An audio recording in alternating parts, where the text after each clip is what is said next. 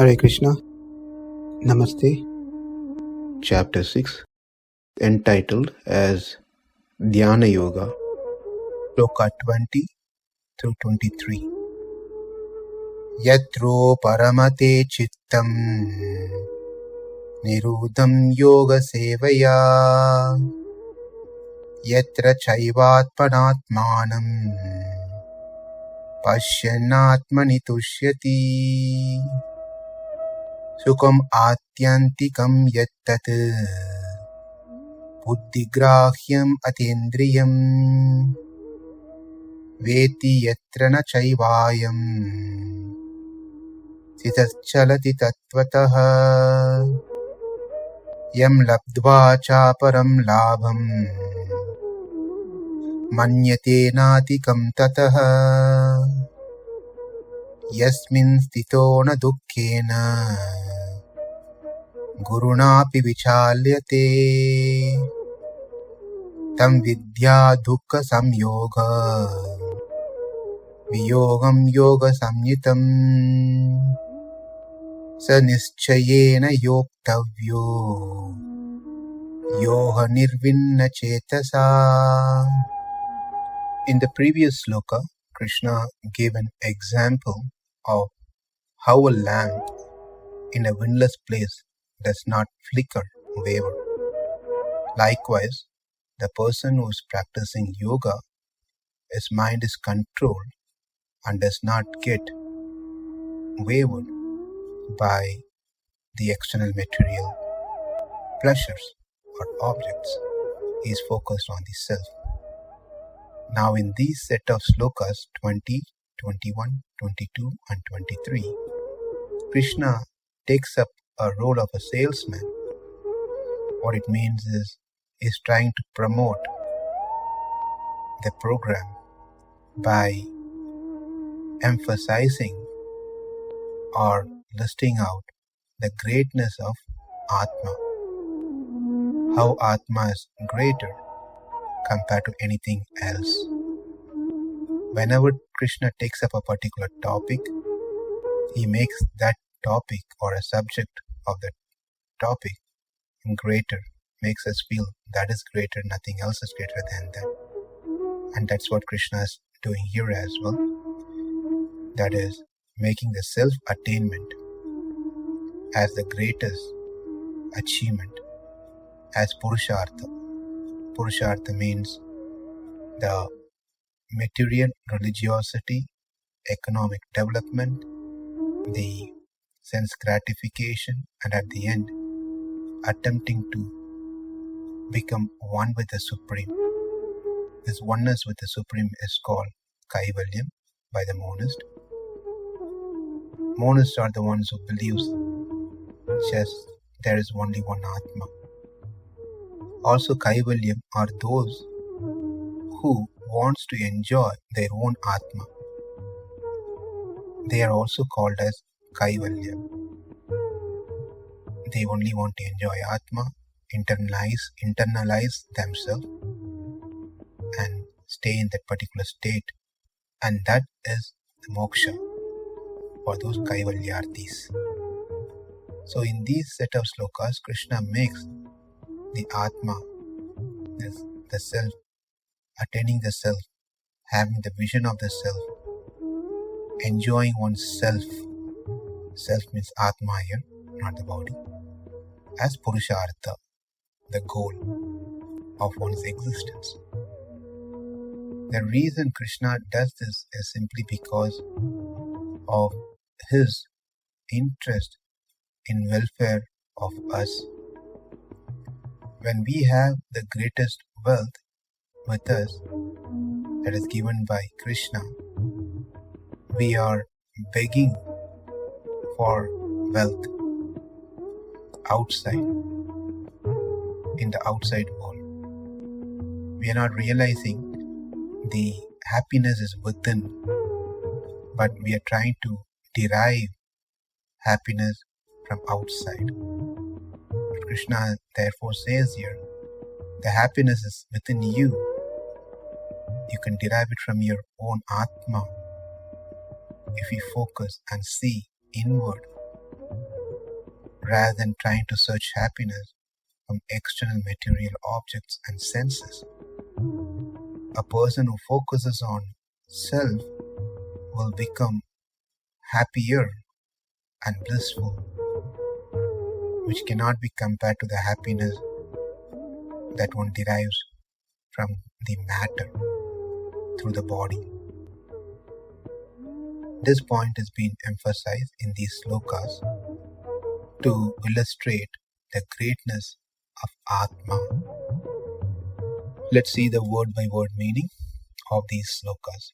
Yoga-sevayā, by performance of yoga, niruddhaṁ, being restrained from matter, that is protected from wandering externally, cittaṁ, the mind, yatra, in which state, paramate, stays enjoying, tatra, in that state, ātmanāh, by the mind, ātmanam, the self, paśyann, beholding, ātmani, in the self, yatra, in which, ca, also, eva, certainly, ātmani eva, in the self being seen, tuṣyati, one becomes satisfied.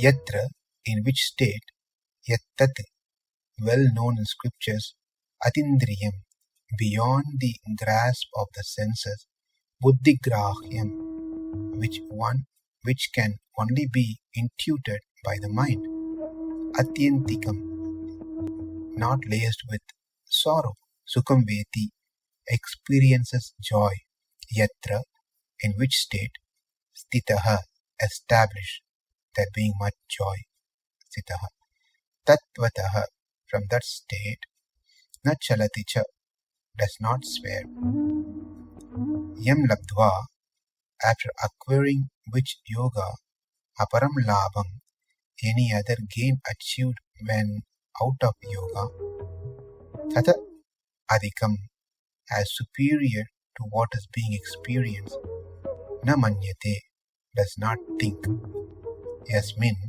in which yoga, sthitaḥ, being established, guruna duḥkhena, by great sorrow, na vichalyate, is not shaken. Duḥkha-saṁyoga vyogam, which is the opposite of mixture with pain. There is no any mix of pain. Duḥkha-saṁyoga vyogam. Tam, that yoga, yoga-saṁjñitam, is called yoga. Vidyāt, should know. Sayoga, such an exalted yogi, nischayena, has been certified as above. Anirvinna cetasa, with an unwavered enthusiastic mind, yoga-sevayā, should start to practice. The translation is, in the stage of perfection called trance or samadhi, one's mind is completely restrained from material mental activities by practice of yoga. This perfection is characterized by one's ability to see the self by the pure mind and to release and rejoice in the self.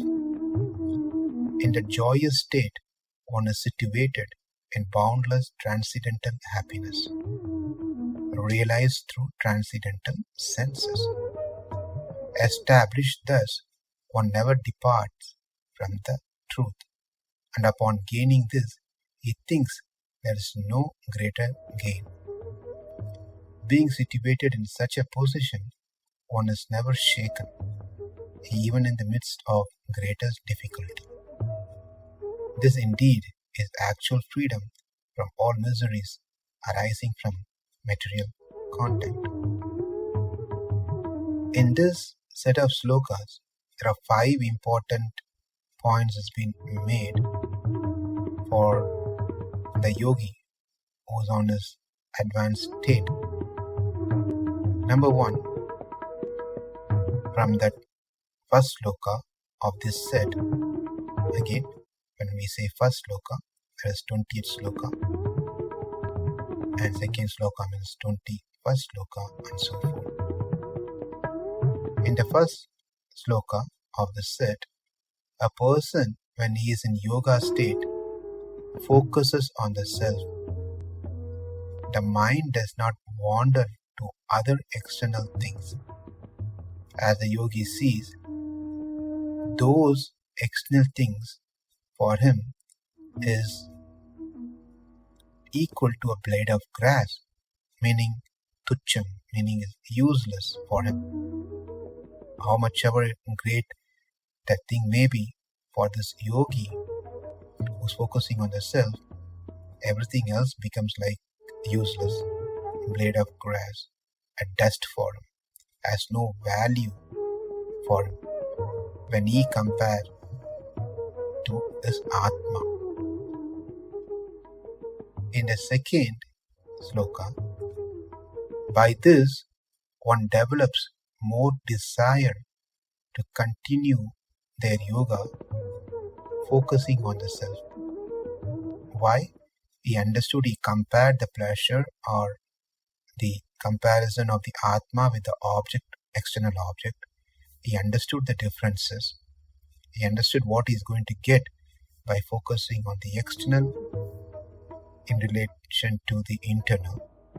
So therefore he develops a desire to continue the yoga further, to practice on Atma.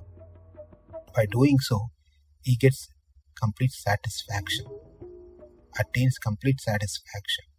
And this satisfaction is not like the satisfaction that one gets from the external thing. For example, if someone eats, they are hungry and they want to eat. They eat as much as they have the capacity to hold the food. But then they get a satisfaction. But then that satisfaction has a limitation. After 6 hours, one is again going to feel hungry, and again they have to satisfy.